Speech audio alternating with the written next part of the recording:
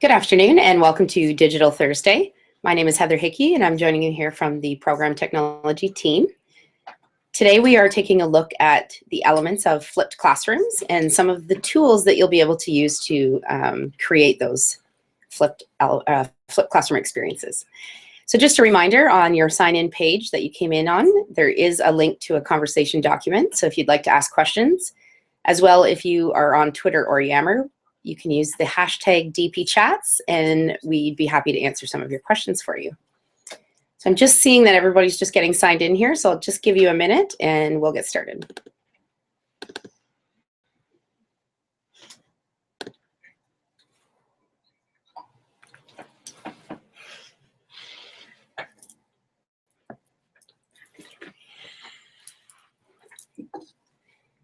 So today we will be exploring the app EduCreations.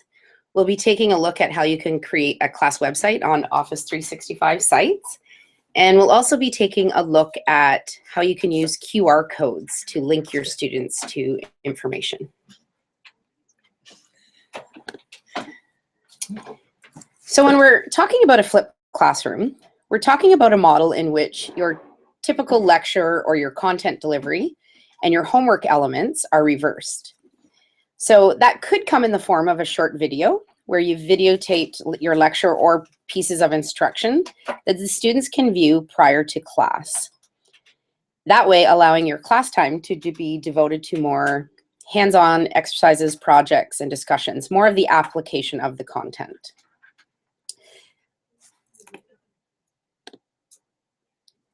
We also look at how these connect to our Catholic graduate expectations. And two of them stick out for me that really connect, which is creating those self-directed, responsible lifelong learners, and also the responsible citizens. If I'm looking at the self-directed, responsible lifelong learners, I'm really kind of zoning in here where we're talking about demonstrating flexibility and adaptability and kind of creating that confident and positive self-sense. And also under responsibility, we're really looking at how students can gain that ability to accept accountability for their actions. And I also linked it down here to the bottom where we're talking about respecting the environment and using resources wisely. So I'm just going to get you started with a quick video on the concept of creating that flipped environment.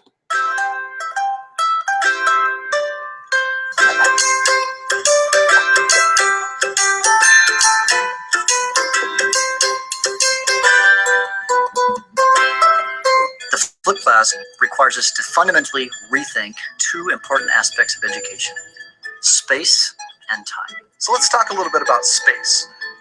If you think about the way classrooms have been set up traditionally, they had a chalkboard in the front of the classroom. Then those chalkboards became whiteboards, and then those whiteboards became overhead projectors, which then turned into LCD projectors that we hung on the ceiling.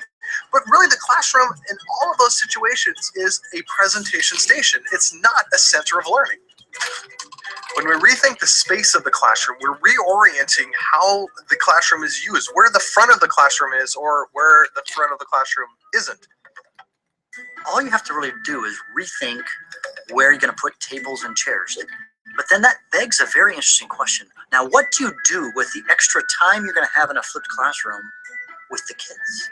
The short answer is we don't know what the best use of your face-to-face class time is, but what we want to encourage you to do is to think about ways you can get your students engaged in some of the higher order thinking, the higher tiers of Bloom's taxonomy, the analysis and application and evaluation and creation components, all within the context of the content that they've already learned before they come to class in better ways with an expert in the room, a content area expert and a learning expert, and that expert is you. This probably sounds familiar. Project-based learning, PBL, universal design for learning, inquiry learning. These learning pedagogies fit greatly in a flipped learning environment. In short, a flipped classroom is a way for teachers to transition into the role of facilitator, becoming that guide on the side. We really see the flipped classroom as a transitional tool for educators to move away from being the center of attention in the classroom and move that attention onto students and onto the learning that's happening in those classrooms.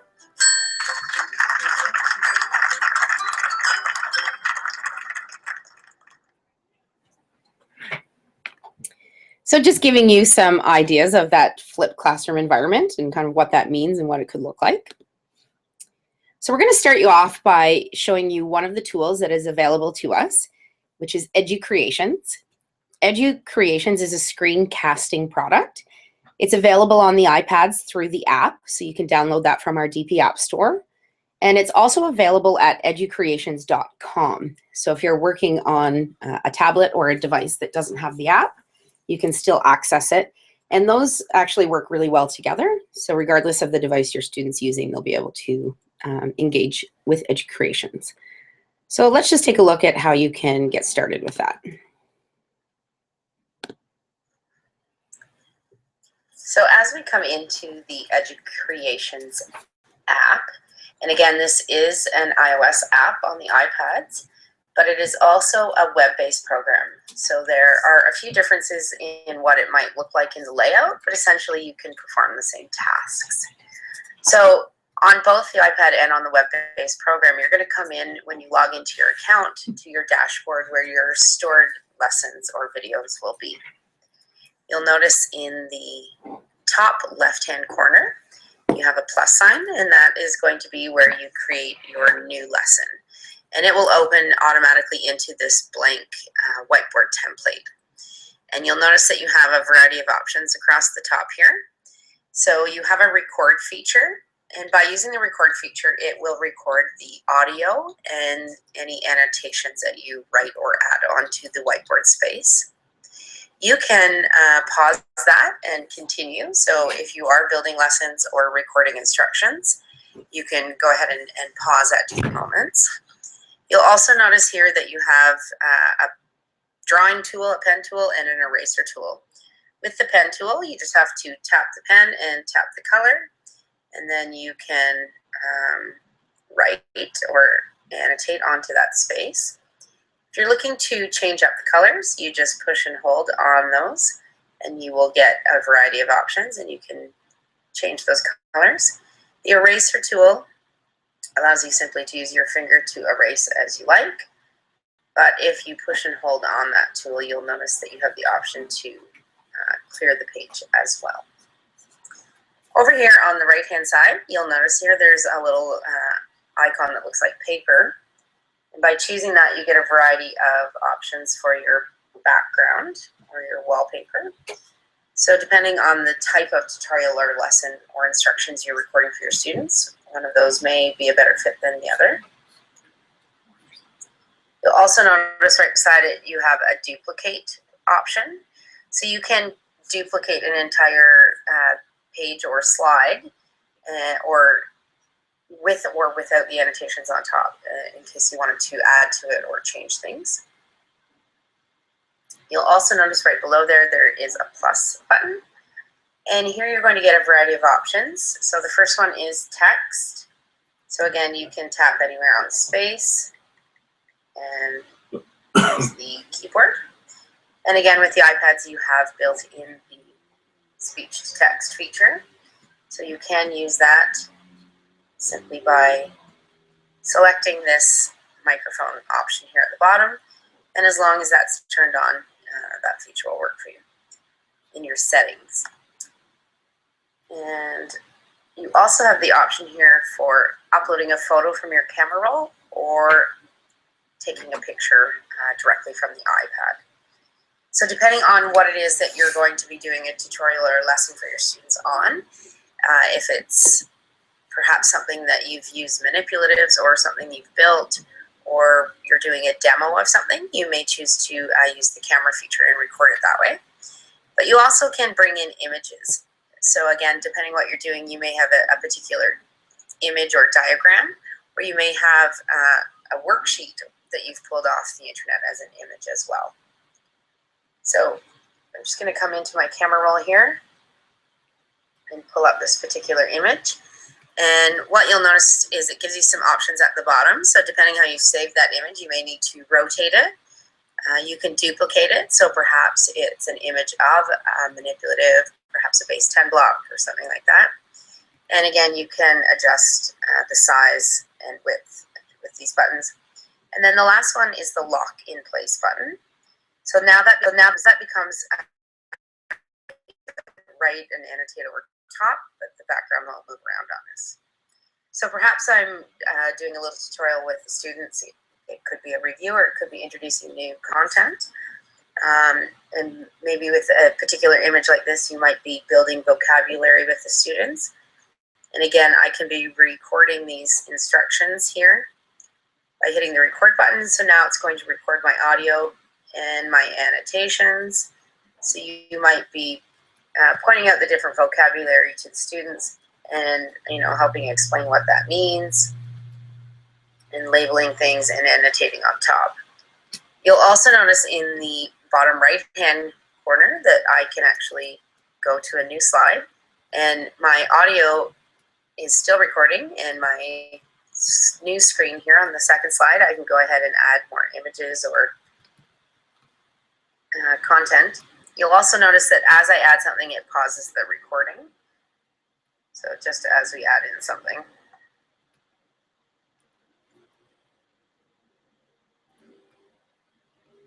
There we go.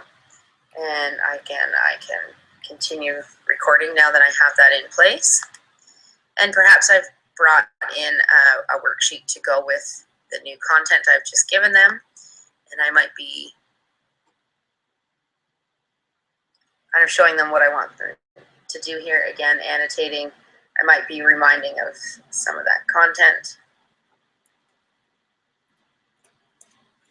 And kind of working through the steps of the different questions here and explaining different things to the students. So again, it's just an opportunity to provide some of that content and delivery before the students are face-to-face with us, to be able to enhance that experience a little deeper. It allows the students to kind of pause, rewatch, record. So now that I've created this, the question is, how do we deliver that to the students? And there's many different ways depending on the platforms that you use, but in Explain Everything, you'll notice the export button is here in the top left. So I'm going to go ahead and hit that. It's going to give me two options: to save as a draft or as a finished video. If you're working in the free Educreations, you get one draft, which means you might record part of the video and want to come back and add to it later. The other option is to save as a finished video, and you can save as many finished videos as you like, up to 50 megabytes in that free Educreations.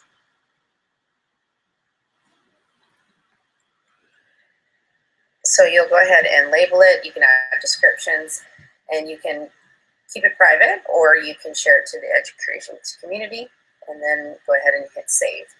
And it's going to take that right out to your dashboard here. So you notice my previous lessons are all here. The great thing about building it on the iPad is that it automatically saves it into your account. So now I can actually come into the Internet Explorer window here. And I'm just going to come back out to my dashboard of my account that I've logged into. So again, you log in the same way on the iPad as you do at the website, educreations.com. And you'll see that automatically that lesson already is there. So what I can do is I can hit the select button, and I can choose a particular lesson. And what I can go in is assign it to a class. And I'll show you how to set that class up in a moment. But what we can do is assign it right to the class. So now as the students log in, that lesson is there waiting for them to watch that lesson. I can go ahead and give them some instructions as a follow-up, and that could be something, a discussion forum in a collaborative space, or perhaps using an Excel survey or a Google form to have the students fill out some information or questions about the content they just watched. So as I come in to Educreations the first time, and I want to set up that account, what you will do is you'll notice that you can set up classes. So when I come to new class, it's going to ask me to name that class, choose a subject area if I want, choose a grade level if I want, and a description here if I want. And what I can do is add students, and I can add lessons to that. So what you'll notice here is there's a class code that comes up. And what you'll do is either you will do it or you'll send your students to do it. And they will also come to educreations.com. And when you first come to this website, it's going to ask you, are you joining as a teacher or as a student? And they will say they're joining as a student. Now that you've created your account and you have this class code here, you will give them that class code and they will enter it. It will ask them to use, to enter in their name and possibly their email. I do not have my students put their emails in just to keep their information private and safe. And for their names, I just have them use either their first name or they log in as first name student, last name 1, first name student, last name 2, etc. And once they do that, it's going to ask them to generate an email, not an email, sorry, it's going to ask them to generate a password. So if your students are young, it might be an idea to kind of pair those up or generate those for your students and document them. The older students usually are pretty good about remembering that. So once you have classes set up and you assign kind of videos to them, once they log in with their password after they've created that account, they'll be able to just view that video, which is an easy way for them to see it without you having to really move it or upload it anywhere. The other options when you're inside your videos is you'll notice down at the bottom here, oops. You'll notice down at the bottom here, it will give you your students and it'll tell you who has viewed it. So by keeping it in the EduCreations platform, you also have an idea of which students came in and viewed that. The other option here is you'll notice there's a share setting. And if you are using a particular site or D2L, you can take this embed code and you can just embed your videos directly into there. And that's the basis of EduCreations. It has many multiple uses, and I would definitely recommend, you know, starting small, starting with a lesson at first. So there's just a little example of how you could kind of get started with EduCreations. You definitely want to kind of experiment and play around with that a little bit. That's just one example of how you can create flipped environments, is to screencast. But we are going to show you a few others if you're not comfortable yet with the idea of screencasting. So some alternative recording tools that you might want to use. If you're familiar with the app Explain Everything, it also is available on the iPads. And again, on our YouTube channel, there is a tutorial on how to use that one. You may also be familiar with Smart Notebook and Smart Recorder. So you can, again, similarly record your content or your lecture. You could simply use a video camera or use the tablet to videotape and just simply videotape some instructions. You could also find pre-made tutorials on YouTube. So there's lots out there. So if you're not comfortable creating your own, you could always find kind of some pre-made tutorials. And if you're familiar with QuickTime, there's also a screen capture feature built into QuickTime. So just, again, there's many, many, many options for recording. Those are just a handful of them that you might want to try. So some of the considerations we talk about when we're thinking about flipping is taking a look at a couple of things that might be in your way or obstacles in your way. So first we talk about access. So ideally you need to know your students well, and you need to know if your students have access at home to be able to firstly view these videos. So once you kind of gain that knowledge, you may find that only a handful of your students don't. And if that's the case, you could save your videos onto a flash drive for the students to borrow. You could also provide some time up front of your class to be able to have the students who didn't get a chance to view the video or didn't have access to view that video. So again, not centering out students, but creating an environment when students first come in to be engaged directly in an activity. And one of those activities might be viewing or reviewing the video if students feel they need to watch it again. We're also looking at the idea of really scaffolding for the students how to watch a video. So watching an educational video is different than watching just a regular video that they might watch for leisure or videos that they find on the internet. So we really want to kind of build some success criteria for the students on how they interact with that video. And that might be things where they have a response at the end, or you might even include in your tutorial to have them press pause and maybe record a definition or do an activity right in the middle of your video. We also talk about putting some safeguards in place to ensure that the students are engaging in the experience. So that might look like something like creating an Excel survey or a Google form, where the students might do a quick, simple response after they've watched the video. And by doing that, I immediately get that feedback as the educator. So I can quickly see who has seen the video and answered the question before they arrive back at class.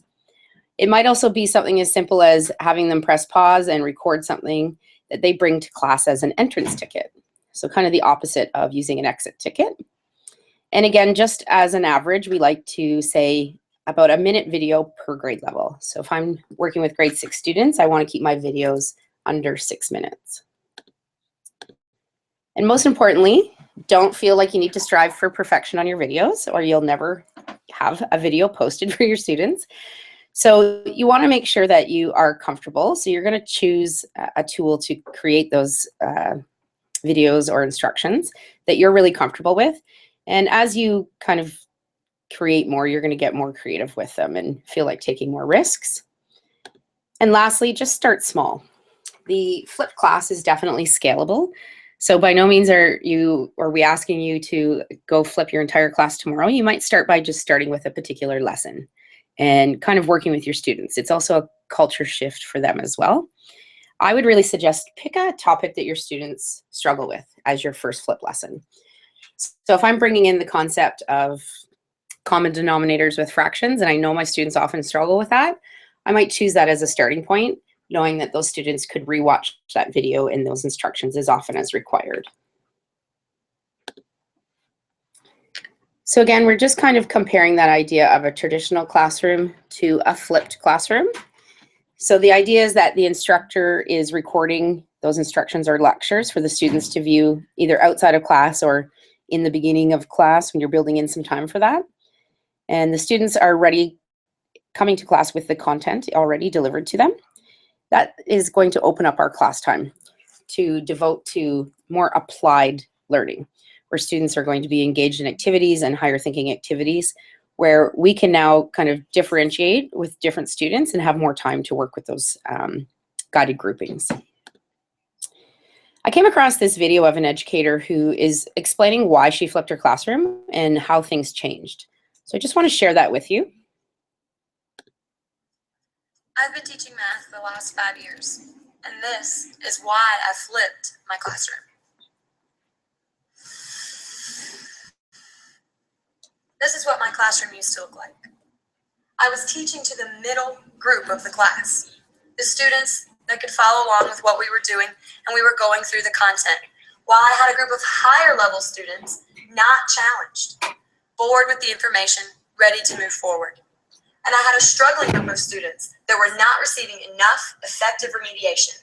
They didn't have the basic content they needed to be working on the content we were currently covering, or they needed more help in order to be successful. This led to a 90% use of class time being spent on delivery and review of content. 90% of the time I was at the front of the classroom lecturing to a group of students, and I wasn't meeting all of their needs. 10% of class time was actually spent on application, which led to, depending on students, to do the application needed to be successful. They had to go home or outside of class and work on applying the concepts that I was giving out in class. This constant battle of not reaching the needs of all students and feeling the need to differentiate for all of my learners allows teachers to feel overwhelmed and ineffective, because we see the need for differentiation, but there's just not enough time for effective differentiation.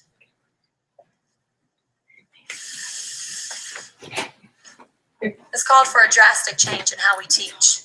This is where flipping the classroom comes in. Now the students outside of class preload the content. They get the information they're going to need for class. They can pause, rewind, and rewatch the videos as many times as they need to. They can post questions online to their classmates or to the teacher. And it's a self-paced program where they can be remediated by going back and reviewing former topics, or they can work ahead when they've already mastered a concept and are ready to look forward. They get the content here before class so that when they come into class, my whole classroom has now shifted, where I'm at the center of the class, working between these differentiated groups focused on different pieces of application. I can now work between each of these groups that are moving at their own pace. This has created a 90% use of class time spent on application of the content, and 10% of class time is spent on delivery of content, when I can answer questions that have been posted or take any other questions that have come up from applying the content.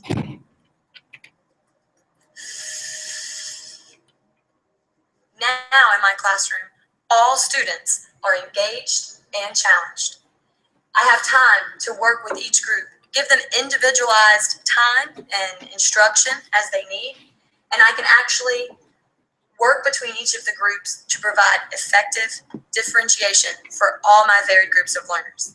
My struggling students, my middle group of learners, and I can now extend and expand on my higher level students' prior knowledge and challenge them in the classroom.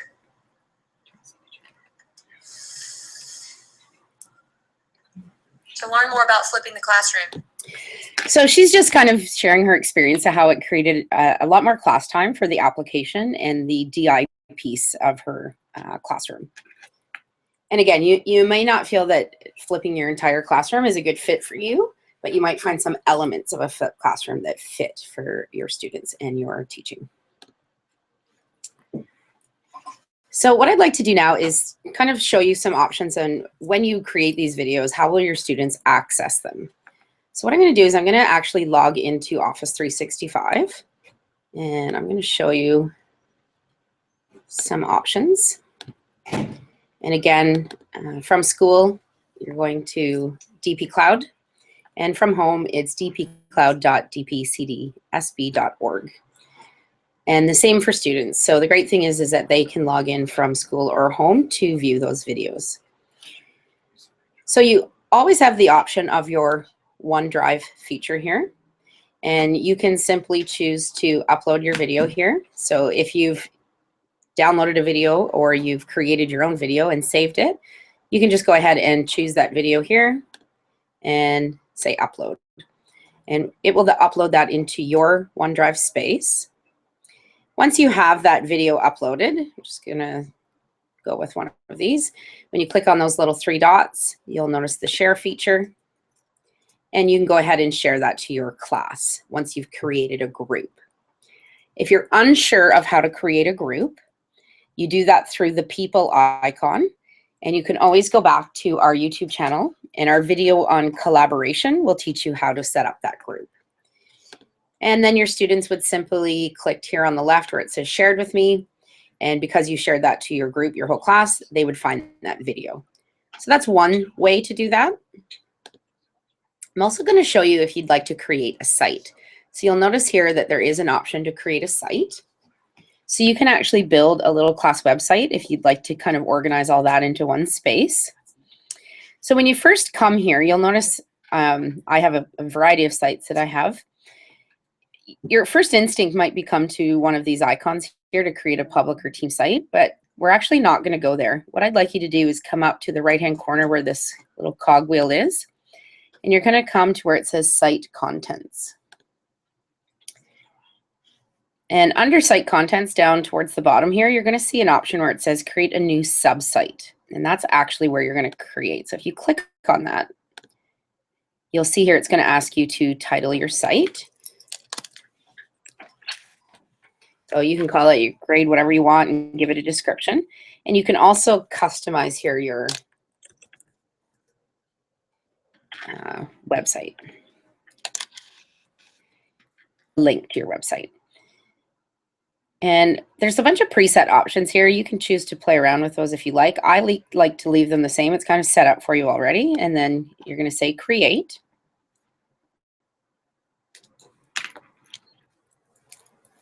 It takes just a minute to kind of generate your site for you.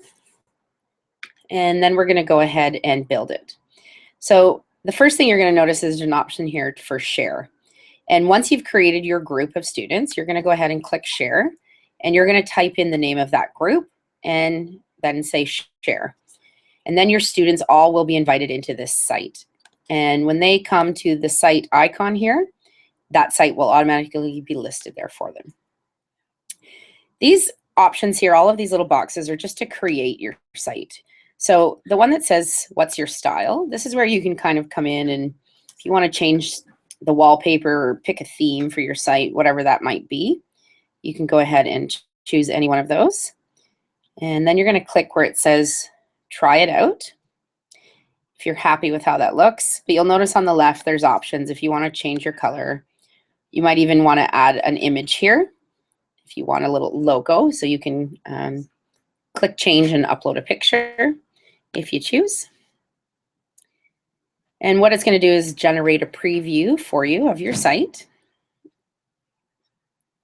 And what's going to happen is there's going to be an option here to upload files, and there's also going to be a news feature where you can actually dialogue with your students. So it would allow you to upload the videos, but it would also allow the students to upload responses. So if they've done something in Microsoft Word, for example, they could upload it as well onto the site. So you could create an environment where students go in and give each other feedback. So you'll notice that once it's generated the preview of your site here, and again, it just takes a minute. So it's going to give you an option to say, no, you want to keep editing, or yes, you're happy and you're going to keep that layout. And once you've done that, you'll notice here is your news feed on the left and your documents. So again, if you've created a video, you could simply click upload and choose files, and you would choose the particular video that you would like to upload. And then just say okay. And you'll notice it'll upload directly there. And then it's there for your students. You could direct them to come in and just click on the video and watch it. So some teachers like to upload their videos in Office 365 into the sites. And that way your video is kind of private. It's only going to be viewable by your students who you invite in. Alternatively, some teachers just create a YouTube channel and send their students to that link. So that will be kind of your preference. If you like to kind of keep it more private and keep it on a landing spot, this could work.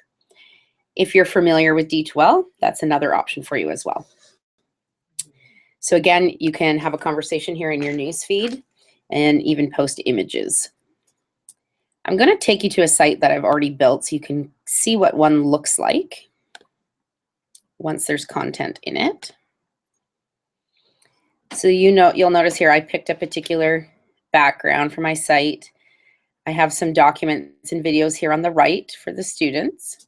So I've actually put a video, and then I've actually put a Word document here as well. And I've given the instructions to my students in class to come in and leave a response after they've watched the video.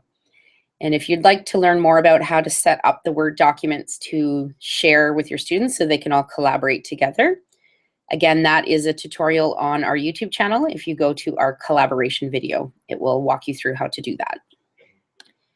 So it's just a kind of a neat landing page where students can simply watch the video and do a response if you choose for them to do so. You'll notice here on the left in the news feed, I can even leave prompts here for them. So after an experience they had with visual arts where they were creating their own colors, I'm now leaving them a prompt to describe that process. You'll notice here that I told them to leave their response in their notebooks. So at the very top, you have an option to add in a OneNote notebook. So if you come over here where it says Site Contents, you'll notice here that there's an option to create a OneNote class notebook. So if you're already familiar with that notebook, that could be an option for you. You could set that up for a spot for your students to have their own page in there that they could leave responses that wouldn't be viewable by everyone. It would only be viewable by you. So again, if you're not sure how to use OneNote, we do have a tutorial on that as well. But it's just another option for you. You'll notice here, I can also kind of embed some videos right in here. So if you have YouTube videos that have an embed code, you can go ahead and add that in.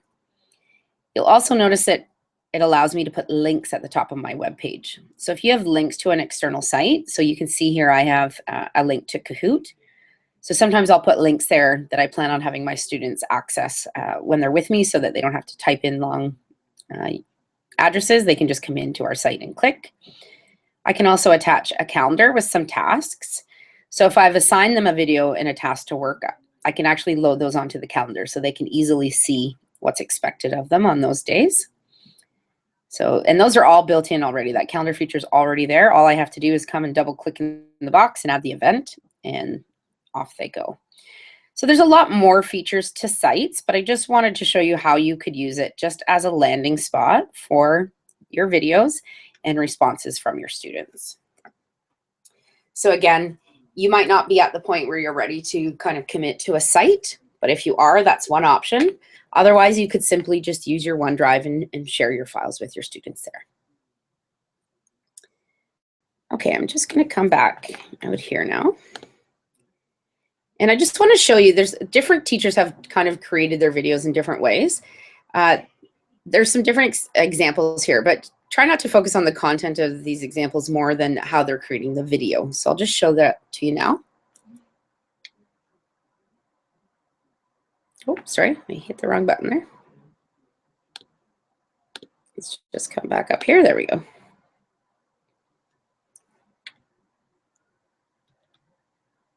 With the directors. Okay, so let's graph what we have so far. So 1, 2, 1, 2, 3. There's the vertex. And I know it's opening to the right because it's positive. I like standard form.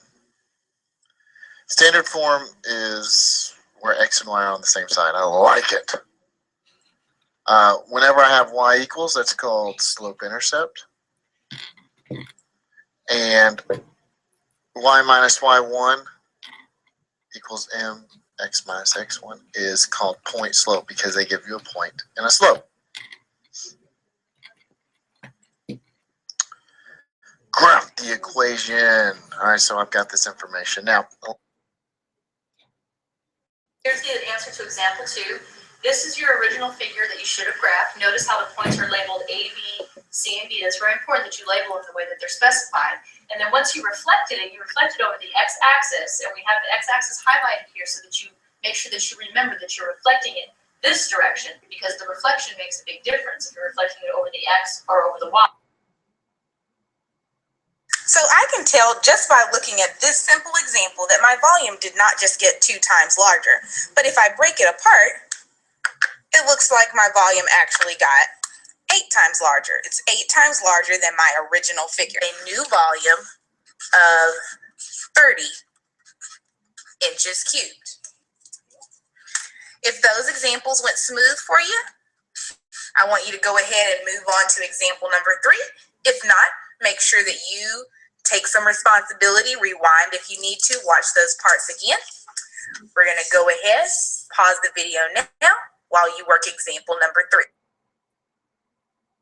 First example, 6 times the quantity of y minus 1 plus 8 equals 32. Referring to our steps, distribute first. 6 times y minus 6 times 1. This will simplify to 6y minus 6. And we bring down the plus 8 equals 32. Now step 2, clear the equation of any fractions. We don't have any, so we go to step 3. So just some examples that you notice of the different types and quality of videos that teachers use. And one of those may be easier and resonate with you more than others. If you're not quite at a point where you're ready to screencast, that's no problem. You see the effectiveness is the same. So the idea is that you're just giving the opportunity for students to kind of get that lecture or content and the ability to rewatch and pause that as needed.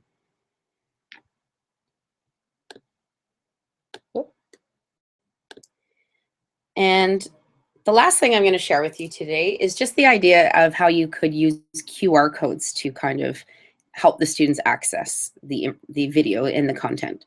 So if you're not really interested in setting up a site, you don't need to. You can see that here's some examples where an educator has created an experience for students, whether that's in math or something else. And what they've done is they've created a video and they've uploaded it either to YouTube or into the DP Cloud.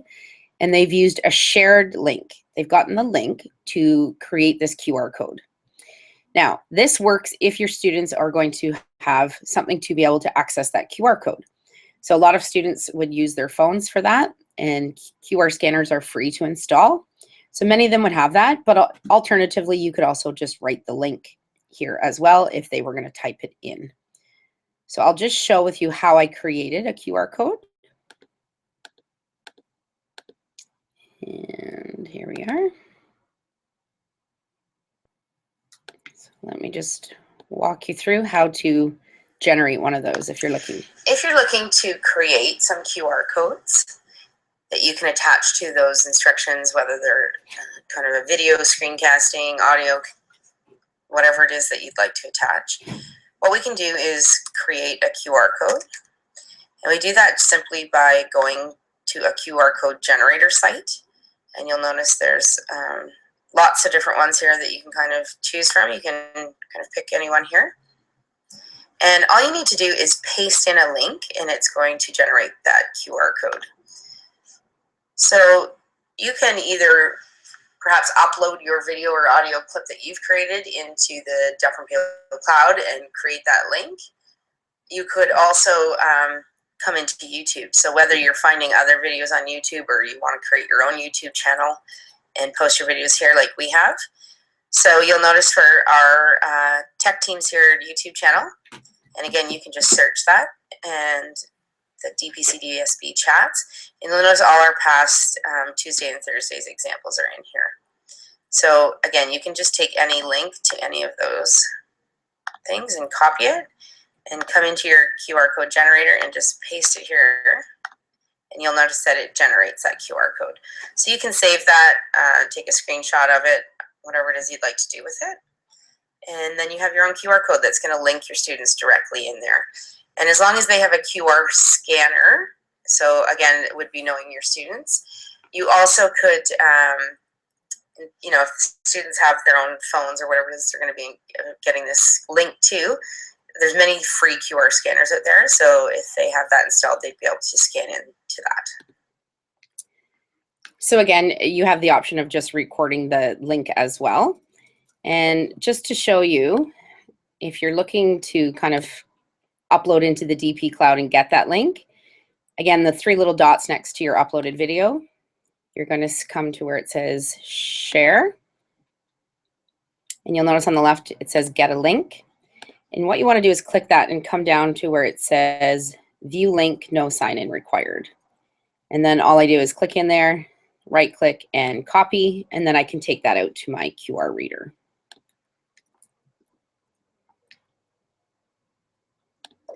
So just another alternative for you. And lastly, I'm just going to leave you with one more kind of view of the flipped classroom here. So, what does a day in my flipped classroom look like? Well,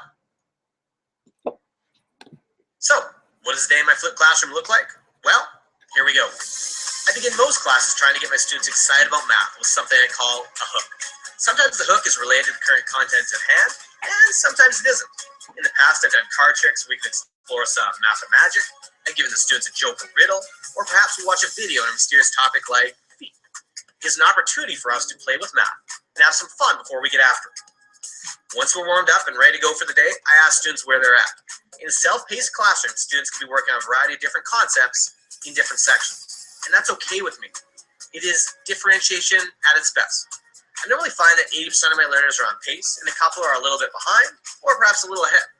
No longer does the class need to travel at my pace and be frustrated or bored. From there, I do a quick review on the current topic, and finally, I see if students have any questions they would like me to address. Once we're done our review and Q&A session, we roll into an in-class activity. Each day, I try to do something where students get a chance to collaborate with each other and get their hands dirty with the math, something I just never had time for prior to flipping. Some days it may be a math lab. We might peel an orange to derive the formula for the surface area of a sphere. We might do a whiteboard activity of some sorts. And other days, I'll just put a question on the board and get the class to discuss it in their group. These activities are why I flip, so students can have further opportunities to make meaning for themselves.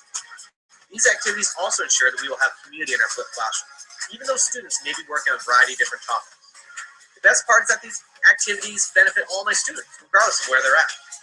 For some, the activity is a preview since they may be behind. For others, it is a review if they are ahead. And for the majority, it is just right. Kind of like the Three Bears story going on here. Next, we roll into flex time. Flex time is kind of like it sounds, flexible. Clever, eh? Students can work on whatever they need to get done. At the beginning of each unit, students receive an outline which lists the various things they need to accomplish in order to earn a test opportunity. Yes, a test must be earned. In my class, it is not a right. Students write tests when they are ready. The unit package includes things like assignments, quizzes where mastery needs to be demonstrated, and journal entries. I absolutely love flex time, and so do my students. Students learn to take responsibility for their learning, decide what is and is not important, who to work with, who to stay away from, and even where to cut their losses. I think flex time helps students experiment with their own learning and find what works for them. Skills I wish I knew prior to heading off to university. If you walked into my class during flex time, it may look like absolute chaos. Chaos I'm quite proud of. You may see students sprawled out on couches working on a quiz together. Together? Yes, I said together. Quizzes in my class are for learning, not for marks. You may see pairs of students watching videos together, splitting their headphones so they can ask each other questions. You may see students working out of the textbooks. Nothing too exciting here. I still have textbooks. Students still do some questions. You may see me working with students on the board, at a coffee table, or even on the floor. Heck, you may see students that aren't even in my class. My door is always open. If you have a spare, then come on in. Kids coming and doing math on their own time is really a thing of beauty. In my opinion, learning is messy, so the classroom should be too. I mean, figuratively, of course. I do clean once in a while. We keep it messy by having couches, by having tables, desks, big whiteboards, small whiteboards, and even music sometimes. We have places where students can find peace and quiet, and places where it is usually loud. Students can eat, students can listen to their own music, students can take breaks when they need. Lots of mess, and I'm hoping lots of learning. At the end of class, my students are normally wiped out, and I'm not far behind. A long day of frolicking in the fields of learning is quite tiring. And wow, that sounded super cheesy. As students are ready to go home for the night, I tell them what their assignment is. Absolutely nothing. No homework at all. And that's just another perspective on that kind of flipped classroom environment. So hopefully today you were able to take away a few ideas to try out. And whether you feel inclined to kind of try that flipped environment or even just trying to create a tutorial for your students that they can rewatch during class time, hopefully you found a tool to help get you started. So please take a minute and click on our exit ticket to help us kind of gear future sessions to your needs. And again, we're here on Tuesdays and Thursdays to answer your questions once you try out a few things.